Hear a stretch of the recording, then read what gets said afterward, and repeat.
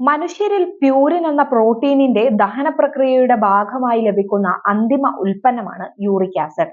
ഈ പ്രക്രിയയിൽ എന്തെങ്കിലും തടസ്സം വരുമ്പോഴോ അല്ലെങ്കിൽ യൂറിക് ആസിഡിന്റെ അളവ് കൂടുന്ന രീതിയിലുള്ള ഭക്ഷണം കഴിക്കുകയോ അതുമല്ലെങ്കിൽ യൂറിക് ആസിഡ് കൃത്യമായി അലിഞ്ഞ് മൂത്രത്തിലൂടെ പുറത്തു പോകാതിരിക്കുകയോ കാരണം മനുഷ്യർക്ക് ഉയർന്ന അളവിലുള്ള യൂറിക് ആസിഡ് ഉണ്ടാവാം. ഹൈപ്പർ യൂറീസെമിയ എന്നാണ് ഇത് പറയുന്നത്. പ്രതിദിനം ഉൽപ്പാദിപ്പിക്കുന്ന ഏകദേശം 70% യൂറേറ്റ് പുറന്തള്ളപ്പെടുന്നത് വൃക്കകൾ വഴിയാണ്. ബാക്കിയുള്ളവ കുടലുകളാൽ ഉന്മൂലനം ചെയ്യപ്പെടുന്നു. സന്ധിവാതം പ്രധാനമായും പെരുവിരലുകളിൽ വീക്കം, വേദന, മുട്ടുവേദന, മൂത്രക്കല്ല് അതായത് യൂറിക് ആസിഡ് പരലുകൾ നിക്ഷേപിക്കുന്നതിലൂടെ വൃക്കയിലെ കല്ലുകൾ ഉണ്ടാകുന്നു. ഈ രോഗികൾക്ക് വയറുവേദന ഉണ്ടായേക്കാം. ഇവയൊക്കെയാണ് പ്രധാനമായും രോഗലക്ഷണങ്ങൾ. യൂറിക് ആസിഡ് കൂടുതൽ ഉണ്ടായേക്കാവുന്ന ഭക്ഷണങ്ങളുടെ വർദ്ധിച്ച ഉപയോഗമാണ് ഒരു കാരണം. ഈ ഭക്ഷണങ്ങളിൽ പ്രധാനമായും കരൾ, തലച്ചോർ, കുടൽ എന്നിവയുൾപ്പെടെയുള്ള അവയവ മാംസം ഉൾപ്പെടുന്നു. അതിൽ യൂറിക് ആസിഡിന്റെ അളവ് കൂടുതലാണ്.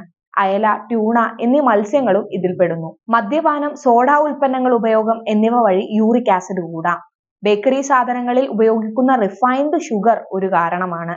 ഏതെങ്കിലും കാരണത്താൽ ഉണ്ടാകുന്ന നിർജ്ജലീകരണം ഹൈപ്പർ യൂറീസെമിയയിലേക്ക് നയിക്കുന്നു. അതിനാൽ യൂറിക് ആസിഡിന്റെ അളവ് വർദ്ധിക്കുന്നത് ഒഴിവാക്കാൻ പ്രതിദിനം 3 മുതൽ 4 ലിറ്റർ വെള്ളം കൃത്യമായി കുടിക്കുന്നത് ഉറപ്പാക്കണം.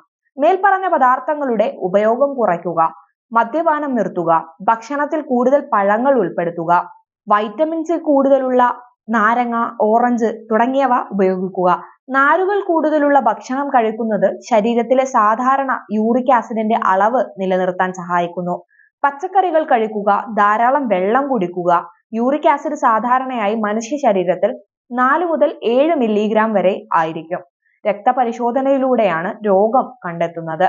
മൂത്രക്കല്ലിന്റെ ലക്ഷണങ്ങൾ ഉള്ളവരിൽ അൾട്രാസൗണ്ട് സ്കാൻ കൂടി ചെയ്യേണ്ടി വരും.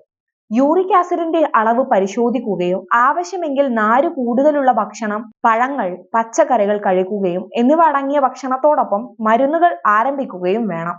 യൂറിക് ആസിഡിന്റെ അളവ് സാധാരണമാവുകയും ലക്ഷണങ്ങൾ മാറുകയും ചെയ്താൽ മരുന്ന് നിർത്തുകയും യൂറിക് ആസിഡിന്റെ അളവ് 6 മാസത്തിലൊരിക്കലെങ്കിലും പരിശോധിക്കുകയും ചെയ്യണം.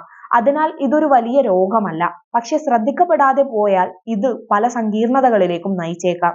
അല്പം ശ്രദ്ധയോടെയുള്ള ജീവിതശൈലിയും ഭക്ഷണക്രമവും ഈ രോഗത്തിന്റെ ലക്ഷണങ്ങളിൽ നിന്നും സങ്കീർണതകളിൽ നിന്നും മരുന്നുകളുടെ അമിതമായ ഉപയോഗത്തിൽ നിന്നും നിങ്ങളെ അകറ്റാൻ സഹായിക്കും.